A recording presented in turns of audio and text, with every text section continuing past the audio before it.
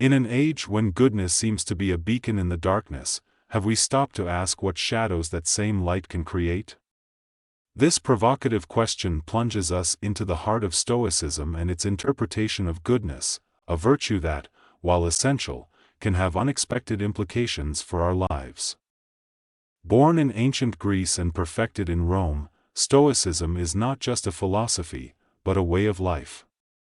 It emphasizes strength, self-discipline, and above all, rationality. The Stoics believe that true happiness comes from accepting the present moment as it is, not as we would like it to be. But how does goodness fit into this Stoic framework? Is it possible that in our efforts to be good, we ignore certain fundamental truths about human nature and the society in which we live?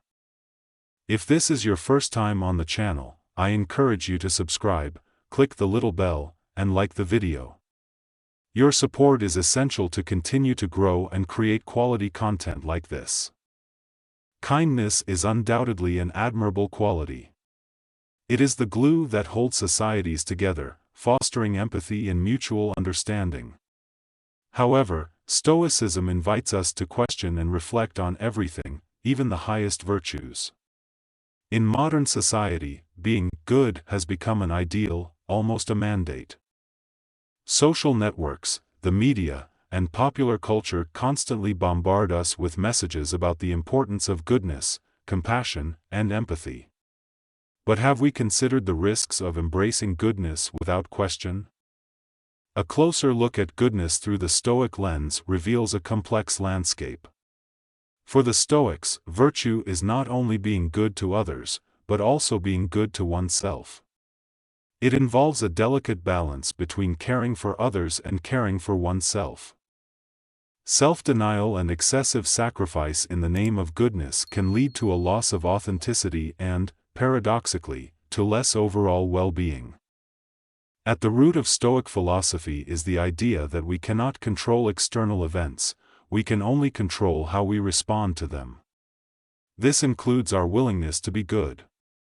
How do we manage goodness in situations beyond our control? How do we maintain our moral integrity without falling into the trap of self-sacrifice? Another important aspect to consider is the perception of goodness in different cultures and throughout history. What did the Stoics consider good? How does this compare with our modern ideas? As we explore these questions, we enter fascinating philosophical territory that challenges us to rethink our own beliefs and behaviors. Ultimately, Stoic reflection on goodness leads us to a more nuanced understanding of this virtue. It is not a matter of rejecting goodness, but of understanding its nuances, its limits, and, most importantly, its place in a balanced and virtuous life. Throughout this video, we will continue to explore these concepts, unraveling the hidden risks of always being good and how Stoicism can offer us a more balanced and healthy perspective. The paradox of always being good. Goodness, while a virtue, can have unexpected consequences if practiced without discernment. Here Stoicism, with its emphasis on moderation and self-knowledge, offers a valuable perspective. Extreme kindness can become a form of self-denial. If we always put the needs of others before our own, we risk losing our own identity and purpose. The Stoics teach the importance of balance. Seneca, a famous Stoic, argued that while it is noble to help others, we should not do so at the expense of our own well-being. This is a crucial point to ponder. How can we be good to others without forgetting to be good to ourselves? We can learn much from historical Stoic figures and their approach to kindness. For example, Marcus Aurelius, Roman emperor and Stoic, faced ethical dilemmas that involved balancing kindness with justice and duty.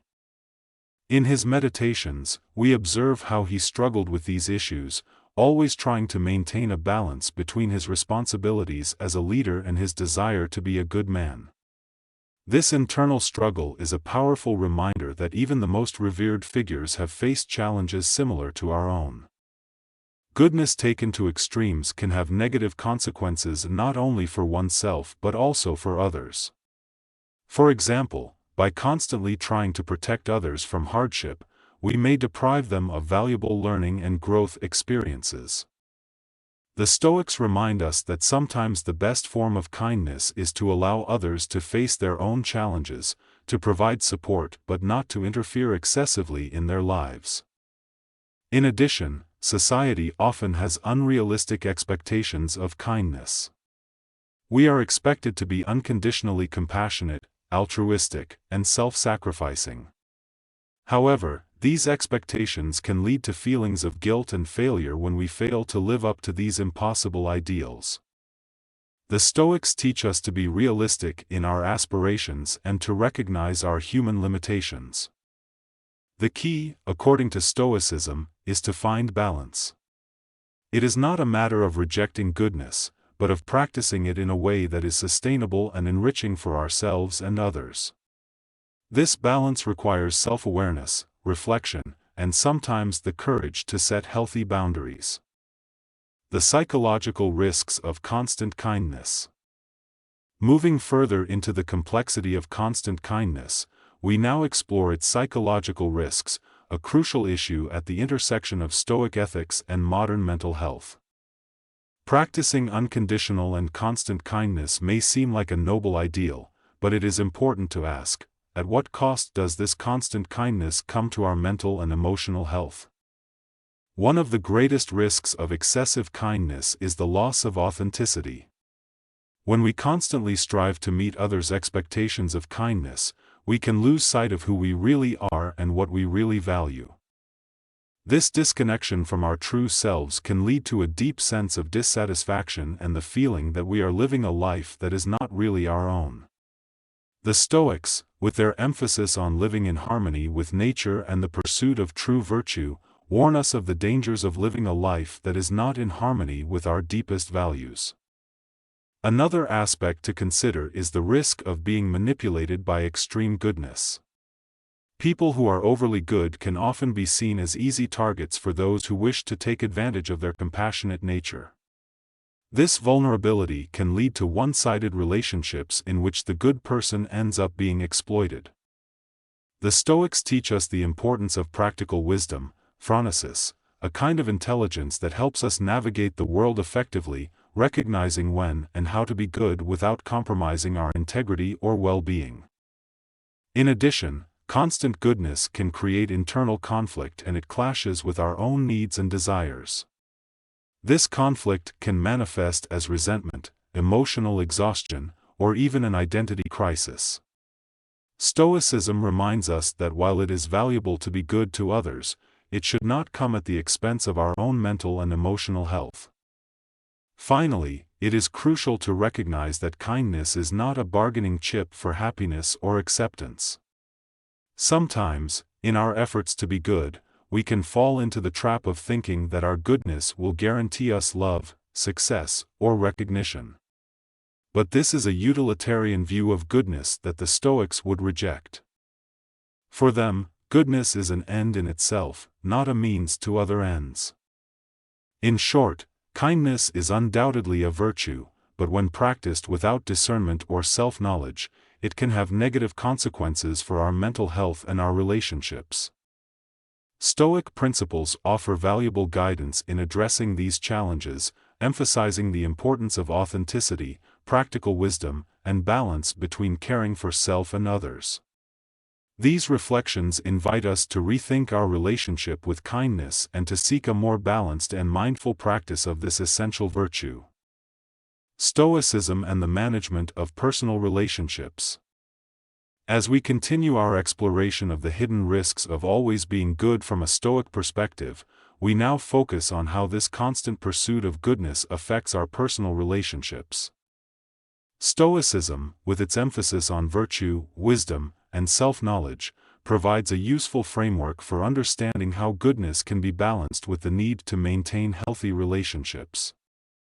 First, it is important to recognize that kindness is not always synonymous with pleasing others.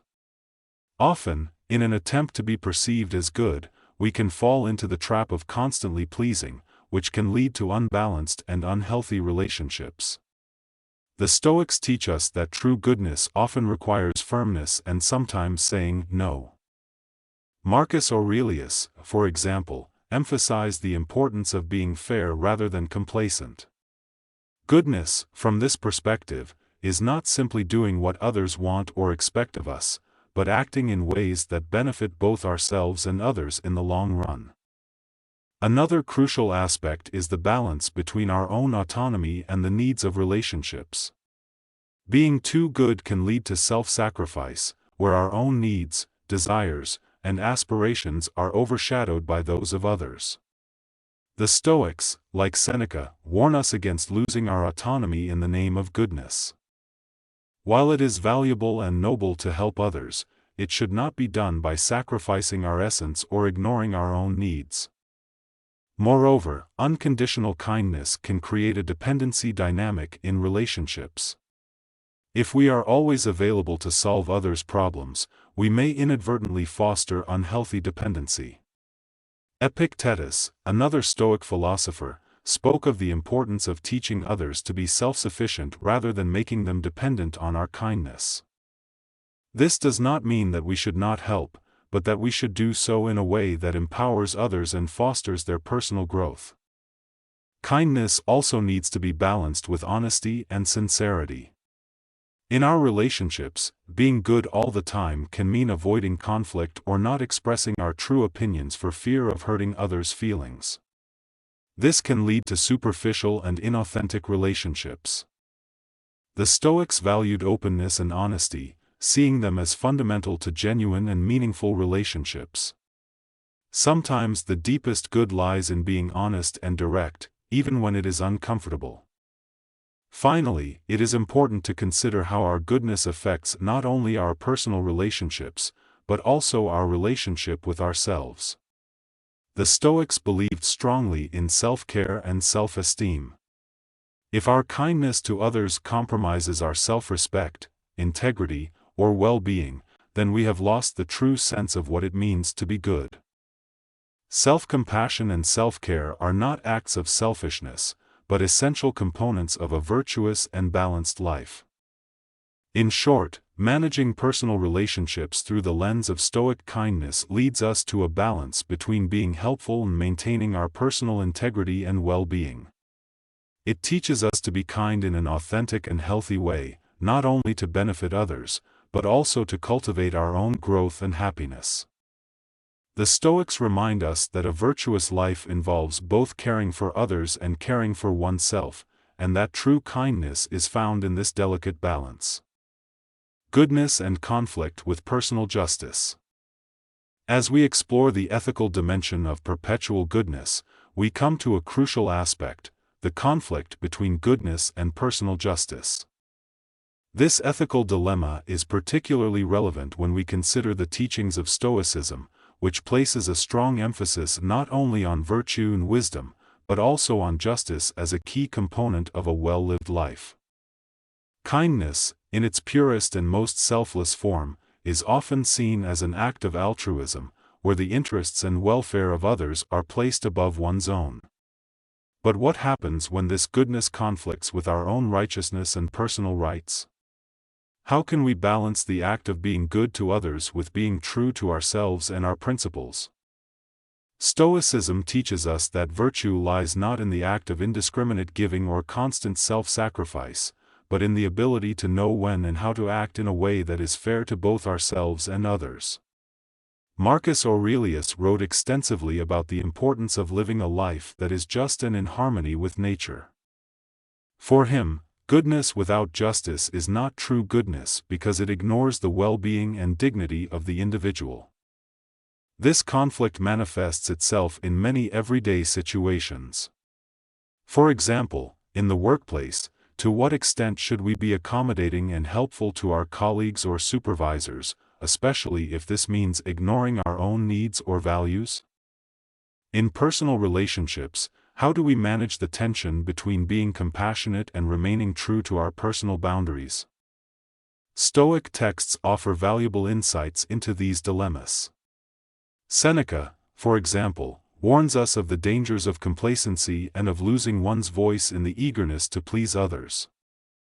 He reminds us that to be good is not to abandon our own voice and values, but to find a way to express our goodness in a way that does not compromise our personal integrity. Personal justice, from the Stoic perspective, is not only a right, but a duty. We are responsible not only for acting justly toward others, but also for ensuring that we do not do injustice to ourselves. This involves a constant exercise in reflection and self-analysis, where we evaluate our actions not only by their impact on others, but also by how they align with our deepest values and principles.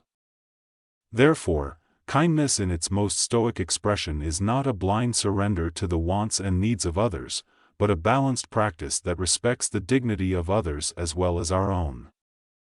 It is about finding that point of balance where our goodness does not become a burden to our personal righteousness, but where the two coexist and reinforce each other. Ultimately, this Stoic perspective challenges us to rethink our understanding of goodness and encourages us to practice it in a way that is truly just and fair, both to ourselves and to the world around us. The dichotomy of control in the practice of kindness. The dichotomy of control, a fundamental concept in Stoicism, offers an illuminating perspective on how to approach the practice of kindness in our lives. This principle teaches us to distinguish between what is under our control and what is not, a crucial distinction as we strive to always be good. In the context of goodness, the dichotomy of control invites us to reflect on our intentions and actions and how they relate to outcomes we cannot control. Often we strive to be good in the hope of influencing others or specific situations, but the reality is that other people's behavior and reactions are beyond our control. The Stoics, like Epictetus, remind us that the only things we can control are our own actions and attitudes, not those of others or the results of our actions. Applying this principle to the act of being good means recognizing that even if our intentions are pure and our actions virtuous, we cannot always guarantee that they will be received as we expect or that they will have the desired effect. This does not mean that we should not strive to be good, but that we should do so without attachment to results. From this perspective, true goodness becomes an act in itself, not a means to an end. In addition, the dichotomy of control helps us maintain emotional balance in the face of others' reactions. When our kindness is rejected or misinterpreted, we may feel frustrated or disappointed. However, by remembering that we cannot control how others receive our kindness, we can maintain our composure and continue to act according to our principles without being discouraged by rejection or misunderstanding. This Stoic approach also frees us from the burden of trying to be good to everyone all the time. Recognizing that we cannot control all the variables in our interactions with others allows us to be kind in a more authentic and less forced way. It teaches us to be good by choice and conviction, not by pressure to meet external expectations. Finally, the dichotomy of control in kindness is also about accepting our own limitations. Accepting that we are not perfect and that there are limits to our ability to be good allows us to be more compassionate with ourselves and, by extension, with others. It helps us understand that being good is not a matter of all or nothing, but a constant, conscious effort that adapts to life's changing circumstances. In short, the dichotomy of control is a powerful tool for navigating the complexity of always being good. It teaches us to focus our energy on what we can control, our own actions and attitudes, and to let go of what is beyond our control. This approach not only makes us more resilient and balanced, but also enriches our practice of kindness, making it more authentic and sustainable over time. Case studies. When kindness becomes baggage. As we explore the hidden risks of being good all the time, we come across numerous case studies where excessive goodness can become a liability. These true stories illustrate how, despite the best of intentions, being too good can backfire on both ourselves and others. Analyzing these cases from a Stoic perspective sheds light on how we can balance our inclination to be good with the need to maintain a sense of self-preservation and respect for the autonomy of others. A classic example is that of extremely protective and indulgent parents. These parents, driven by love and a desire to see their children happy, often end up meeting all of their children's needs and protecting them from any difficulties or failures. While this may seem like a form of kindness, in the long run it can be detrimental to children's development. By not facing challenges or learning to deal with disappointment, children can grow up without the skills necessary to navigate the real world. The Stoics, like Epictetus, taught that adversity and challenge are essential aspects of life that help us grow and become stronger. In this case, well-intentioned but misapplied kindness deprives children of valuable growth experiences. Another common case is in friendship or love relationships where one person constantly strives to please and satisfy the needs of the other, often at the expense of his or her own needs and desires. While this may appear to be a demonstration of genuine love or friendship, it can lead to an unbalanced and codependent relationship. The person who is always giving may end up feeling drained, resentful, and devalued, while the other person may develop an unhealthy dependency or cease to value the relationship. In this context, kindness becomes a burden for both the giver and the receiver. The Stoics would remind us that mutual respect and autonomy are fundamental to any healthy relationship, and that true kindness must be balanced and reciprocal. In the workplace, being overly accommodating and always willing to take on additional tasks can lead to burnout and being seen as someone who is easily exploited. While this may initially seem like a way to be a good collaborator or hard-working employee, in the long run it can lead to a lack of recognition and a decrease in respect from colleagues and superiors. The Stoics would advise us to maintain a balance between being helpful and conserving our time and energy, reminding us that our first responsibility is to ourselves and our well-being. These case studies show that kindness, when taken to extremes and without due consideration, can have negative consequences. The Stoic teaching here is clear: kindness must be balanced, mindful, and practiced with a sense of respect for self and others. In this way, kindness does not become a burden, but remains a virtue that enriches our lives and the lives of those around us. Finding the Stoic balance in goodness. In our quest to understand the hidden risks of always being good, we have navigated through various dimensions of goodness and their interaction with Stoic principles. We now come to a crucial point: finding the balance between practicing goodness and maintaining our personal well-being. This final reflection focuses on how we can integrate goodness into our lives in ways that are both enriching for others and sustainable and healthy for ourselves. Stoic balance in goodness begins with recognizing that being good does not mean giving up our own identity, needs, or desires. It is important to remember that true goodness comes from a place of authenticity, not from obligation or a desire to please others. The Stoics, with their emphasis on living in harmony with nature and the pursuit of a virtuous life, remind us that self-care is not antithetical to the practice of goodness, but an essential part of it. Authenticity in goodness also includes recognizing and accepting our limitations. We are finite human beings with limited resources, both emotional and physical. Accepting these limitations is not a sign of weakness, but of wisdom. This acceptance allows us to practice kindness in a way that is sustainable and does not lead to burnout or resentment.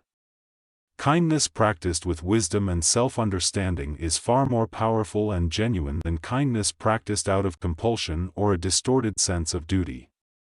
Another critical aspect of finding balance in kindness is the dichotomy of control. This Stoic principle teaches us to focus on our actions and intentions, and to let go of our attachment to results. When we practice kindness, we should do it for the intrinsic value of the act itself, not for what we expect to receive in return or for the impact we hope to have. This perspective frees us from disappointment and allows us to be good in a more consistent and serene way. In addition, the Stoic balance of kindness involves a conscious and deliberate approach. Rather than automatically responding to the needs of others, we must make thoughtful decisions about when and how to be good. This means setting healthy boundaries, saying no when necessary, and ensuring that our kindness does not compromise our well-being or our values. The Stoics teach us that reflection and deliberation are key to living a virtuous life. Finally, it is important to recognize that goodness is not a solitary path. True goodness is nurtured and grows in community, in interaction and mutual support. Being good to others and allowing others to be good to us creates a virtuous cycle of goodness that benefits the entire community. In this sense, kindness is both a gift we give and a gift we receive. In short, finding a Stoic balance in kindness is an exercise in wisdom, self-understanding, and reflection. It is about balancing our natural inclination to be good with concern for our own well-being and acceptance of our human limitations. In doing so, we not only enrich our own lives, but also contribute in a deeper and more meaningful way to the well-being of those around us. Kindness then becomes not a burden but a source of strength, satisfaction, and genuine connection with others. We have traveled an enlightening path together, discovering the hidden risks of always being the good guy and how Stoic wisdom offers us a balanced and realistic perspective on this issue. Let us remember that virtue and goodness are fundamental, but they must always go hand in hand with self-knowledge, respect for our own needs and limits, and a clear understanding of our intentions. I hope this video has given you new insight into the importance of finding a healthy balance in our interactions and choices. Have you ever experienced the consequences of always being the good guy? I'd love to read your stories and reflections in the comments.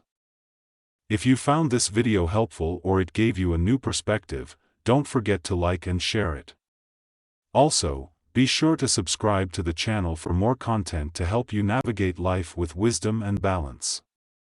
Thank you for joining me on this journey of exploration and understanding. Remember, the path to a balanced and fulfilling Stoic life is full of learning and discovery. Finally, we'd like to invite you to watch the video we've carefully selected for you. Dive into a treasure trove of tips, strategies, and thoughtful insights that will guide you in incorporating Stoic principles into your everyday life. We can't wait to see you there, dear friend, on this Stoic journey.